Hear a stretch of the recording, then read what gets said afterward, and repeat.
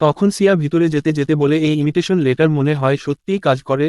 তখন শিয়ার আন্টি প্রেসিডেন্টকে ডেকে বলে আমরাও সবাই ভিআইপি গেস্ট। তখন প্রেসিডেন্ট শিয়াকে জিজ্ঞাসা করে আপনি কি এদেরকে চিনেন? শিয়া বলে না আমি এদেরকে চিনি না। তারপরে তারা ওখান থেকে চলে যায়। অন্যদিকে আমরা দেখি ইয়ং ইয়ং জানতে পারে তাদের দুই দিক থেকে হামলা হচ্ছে আর তাদের কাছে প্রায় 1,00,000 সৈন্য আছে। তখন সেনাপতি বলে আমাদের কাছে না ভালো হাতিয়ার আছে না ভালো সৈন্য, আমরা তাদের সাথে কি করে পারবো? তখনই ইয়ং ইয়ং বলে সেটা তো আমি বলতে পারি না কিন্তু আমাদের পারতেই হবে। প্রজারা আমাদের উপরে ভরসা করে আছে। পরের দৃশ্যে আমরা শিয়াকে দেখি যেখানে শিয়া এন্ট্রি নিয়েছিল। কিছুক্ষণ পর তার আন্টিও চলে আসে সেখানে। তাদেরকে এন্ট্রি করেন সেই লোক যে শিয়াকে বিয়ে করতে চাই। ভিতরে এসে আন্টি তাকে বলে এটা তোমার মতো লোকের জায়গা না, তুমি এখান থেকে চলে যাও। তখন সেই লোকটি এসে একটি চেয়ারে বসে আর শিয়াকে বলে তুমি আমার কোলে এসে বসো তাহলে আমি তোমাকে মাফ করে দেব। তখন শিয়া সামনের দিকে এগিয়ে যায় আর তাকে একটা লাথি মারতে চায়, কিন্তু সে সরে যায়। তখন লোকটি বলে তোমার সাহস হয় কি করে এমনটা করার?